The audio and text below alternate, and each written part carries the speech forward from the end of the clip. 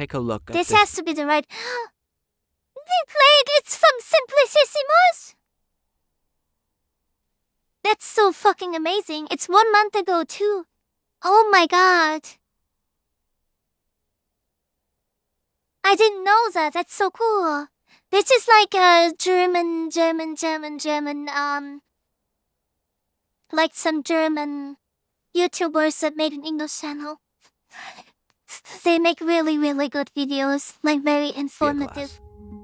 It doesn't look particularly robust. If anything, it feels almost flimsy in your hand. It's lightweight and the walls are thin. This is what I told you guys about earlier. Let's drop it. And again. And again. It is called Superfest. That's German for super firm. When it was invented in 1977, it was estimated to be about 5 times as durable as ordinary glassware. In practice, it turned out to be nearly 15 times as durable. This glass is basically unbreakable. It's heat-resistant, stackable, and lightweight. But despite Superfest's undeniable quality, these glasses haven't been produced in over 4 decades. Guys, did you know, like, one of the classic capitalist arguments is that there can be no good inventions in communism? Because obviously you wouldn't make money from having a good invention, so it's useless, right? The company that produced them no longer exists. In fact, the country that produced them no longer exists. What was their secret? And perhaps more importantly, why aren't we all drinking from these unbreakable glasses today?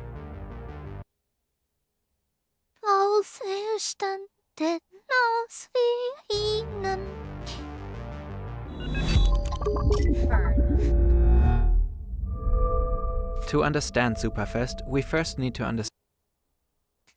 You guys probably don't know what I just sang, but that was the national anthem of the Eastern Germany Republic. Where it comes from. It's 1949. From the rubble of World War II's devastation and the defeat of the Nazis, 2 new countries are born. The Federal Republic of Germany in the west and the German Democratic Republic, or GDR, in the east. It's GDR in English? Oh my god, okay, I gotta remember that. The world will come to know it as East Germany. East Germany has been founded under the ideals of socialism and anti-fascism and aims to promote equality and yeah, like how dare they be anti-fascist, guys? And capitalism, we support everyone, even the fascists. Come on, guys. We gotta be fair and equal to everyone. Prosperity amongst the working class. But throughout its 41-year existence, East Germany will be a country plagued by economic hardship, particularly in its early days. It's been cut off from the industrial hub in Western Germany, which is much richer in natural resources. As a result, the GDR has to rely on expensive imports for raw materials. A lot of its industrial capacity and manufactured goods have been seized as wartime reparations, and many of the factories that did exist in the region have been dismantled by Allied forces. Arriving at Tilbury Docks, the cargo ship Irondale brings a mixed consignment of materials by way of reparations from Germany. In these early years after the war, East Germany focuses on establishing its own heavy industry. Until this is taken care of, the production of consumer products doesn't get prioritized. Basic goods like clothes and tools are often in short supply, if they are available at all. Prices can be astronomical. Even food is scarce. Every month, around 30,000 East Germans pack up and head to the west before the border closes in 1952. A heavily secured wall was built in Berlin in 1961. On the other side of the Iron Curtain, West Germany's economy is recovering at a surprising speed. The Wirtschaftswunder, or economic miracle, is elevating Western Germany far sooner than anyone expected. East Germans are well aware their standards of living are lagging far behind their West German. This is so sad. Look, I want the cake. Give me the cake. Neighbors. This will be an ongoing source of tension between the governing party and the workers. People are increasingly fed up. By 1953, workers rebel. What begins as a series of strikes and protests against the meager standards of living spreads into a movement throughout the country. Workers storm town halls and demand free elections and a reunified Germany. The party turns to the Soviet Union for help, and the Soviet tanks roll in to brutally squash the uprising, killing dozens. Wait, but how? Wait, look at this, guys. These guys are taking fucking stones to throw in a tank? How fucking big were their balls? Oh my god. Killing dozens.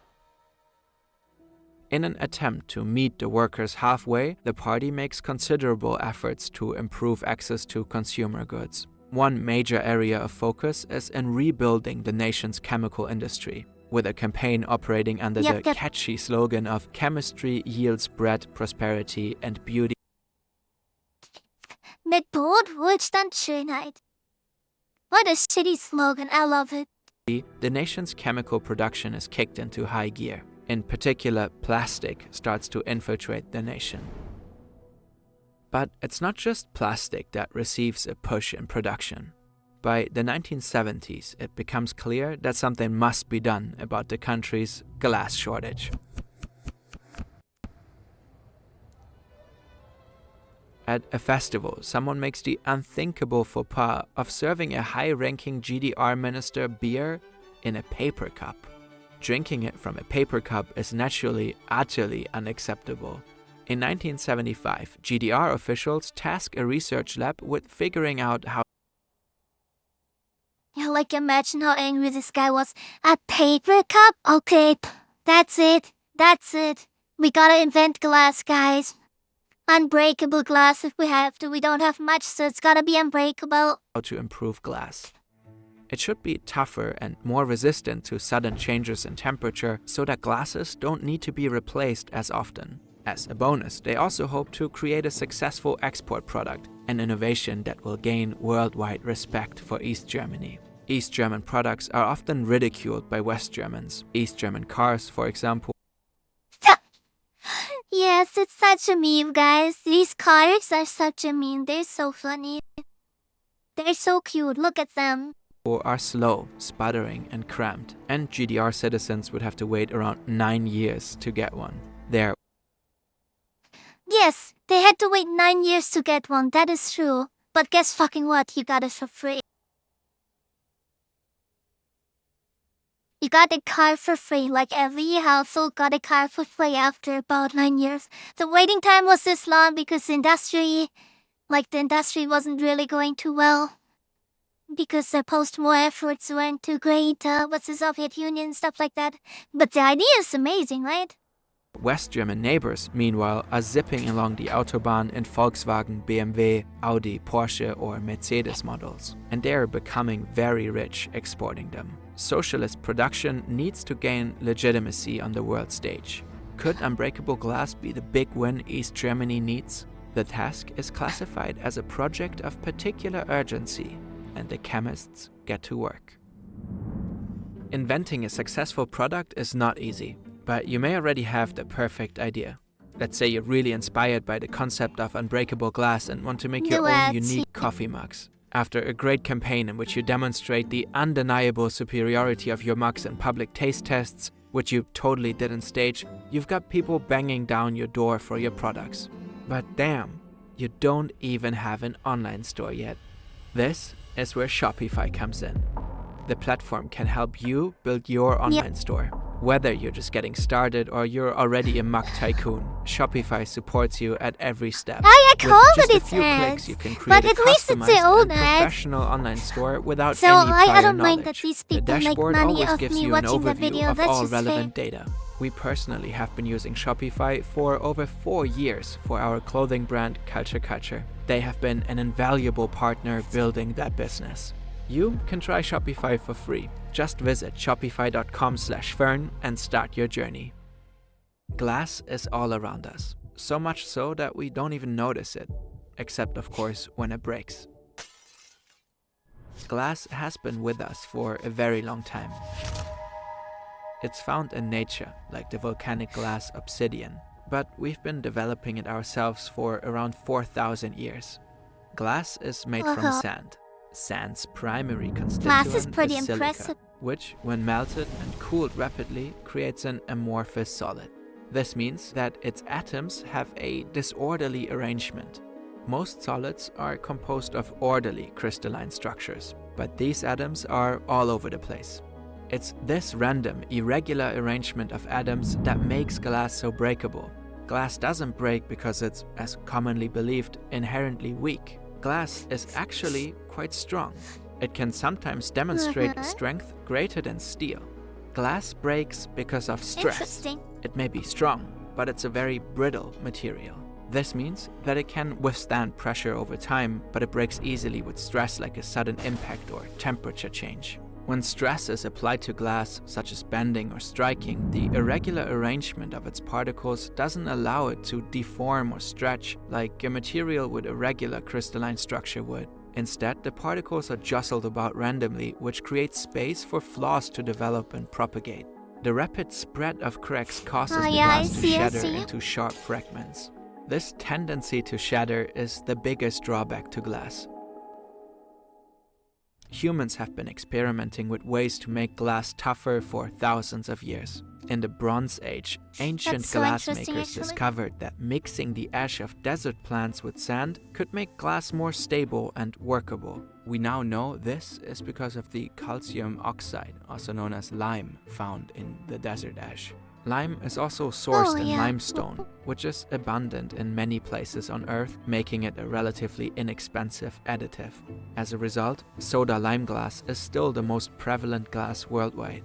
By the 1970s, other methods had been developed to strengthen glass, tempering it with heat or laminating it between sheets of plastic, for example. But these methods are energy intensive or not good at keeping glass thin and transparent. Cool. The East German scientists are looking to produce glass stronger than your standard, still rather breakable soda lime glass, but on the cheap. After a couple There's a really good documentary about sand being one of the most valuable material in the future. Is it like a long documentary or like a short one? And is it on YouTube? Because it sounds very interesting. Couple years of studying glass, they experiment with ion exchanging, a process that had been discovered in the mid-19th century. Until this point, it was used mostly for military applications. Ion exchange involves heating ordinary glass and bathing it in a potassium nitrate solution, which temporarily melts the outer layer of the glass. This allows larger potassium ions to move into the glass and crowd out the smaller sodium ions. Potassium ions, needing more space, exert pressure on their neighboring atoms. This creates a strong layer of tension that prevents crackage, a first line of defense for stresses that would normally. Wait, so what do? They put bananas in it? Don't bananas have like a lot of potassium? I'm pretty sure they put bananas in it. That has to be it. And that's why Eastern Europe never had bananas. Guys, we solved it. Eastern Europe never has bananas because they used it all for their glasses. Watched a really good one on the mineral resource in the Nordic Sea. Recently how it could impact future economic growth. Break the glass. With the ions having less space to be jostled about, there's less space for flaws to develop.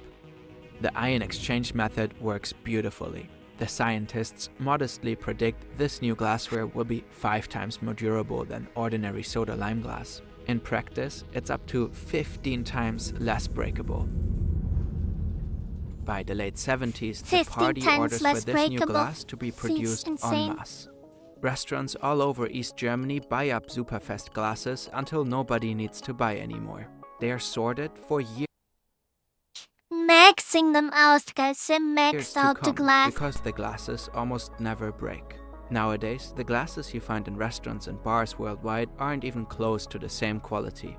Due to breakage, the typical bar replaces anywhere from 50 to 100% of its glassware every single year. Replacing glassware 50 to 100% in a year? Oh my god! That's so much wasted money. There is a significant expense for any gastro business. By the 80s, East Germany is in glass overproduction and there's a surplus of Superfest. The company patents it, hoping Oh, verdammt. My boy Heinrich Klaus and Kluger Bernd got the to sell it patent on on the them. European market. The Council of Zelensky's Ministers equate. is counting on Superfest to bring in 3.7 million Deutsche Marks per year. But there's just one problem. They can't find any buyers. They commission West German sales representative Eberhard Pook to spread the gospel of their superior new product. Pook is blown away by Superfest's quality. He's convinced he'll sell Superfest super fast. East Germany arms him with more than a dozen models, from beer to shot glasses, and sends him off to international trade shows. Pook has got connections to the biggest names in glass production, including Coca-Cola. He eagerly demonstrates Superfest's quality with the zeal of a true believer. But nobody cares. He doesn't sell a single cup. This is so sad. This makes me wanna cry. Like, oh my god, look, this guy was so excited about his glass.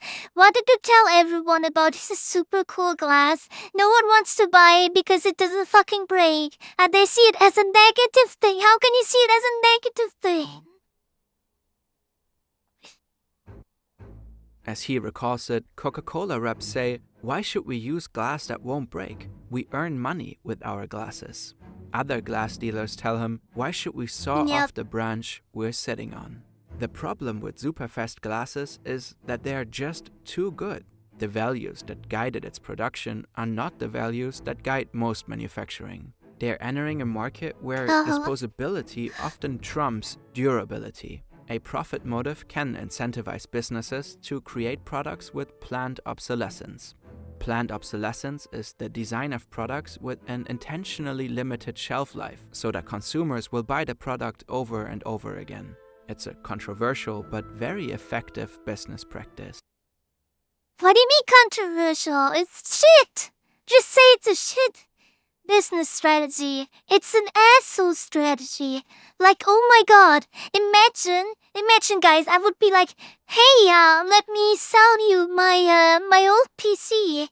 Here, you can buy my old PC, and that's how much you guys buy it? And it works great and you're so happy with it, then I break into your fucking home with a baseball bat and smash it to pieces, and then I tell you that I have a new PC that I can sell. This is capitalism in a nutshell. For example, light bulbs that never break have existed for more than 100 years. But in the 1920s, a cartel of light bulb producers made sure to never produce anything lasting more than 1,000 hours. Once the Berlin Wall fell and the GDR dissolved, Superfest 2 ended. In 1991, it shut its factory for good. Collectors still hoard crates of the glasses or sell them on eBay. There are They're so expensive! Oh my god! Did you see that weight? Or sell them on eBay. $151 for 6 glasses. There are restaurants and bars throughout Eastern Germany that use the same Superfest glasses they bought 40 years ago. I mean, they won't break, yeah. Though planned obsolescence is not the whole story for Superfest's disappearance. It was also just ahead of its time. Major US manufacturer Corning Glass experimented with hardening glass with ion exchange in the 60s, independently from what was happening in the GDR a bit later. And when they realized how strong it was, they thought, like the East Germans, that they had hit the jackpot. They pitched their glass to companies that make phone booths, car windshields, and prism windows. At first, there was interest, but sales were slow. Corning was charging a lot for the glass. Most of the potential buyers ultimately went back to using laminated glass as they had been since the 1930s. Corning's upgraded glass just wasn't worth it to them, so the hardened glass got shelved. For decades.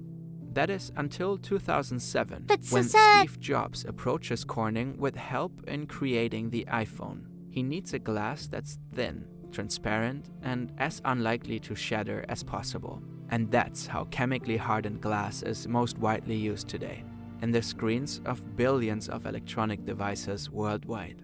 They call it Gorilla Glass. Of The story course, of when they have superfet- something else that can break into the... Like, the only reason why it's fucking a thing now is because the phones in itself can break and the glass can still be fine. Or the phones get too old, so they still have an incentive to rebuy. Fuck this shit. I'm mad now. does make you wonder how Thank you many products around for us the are nice worse video. than they have to be.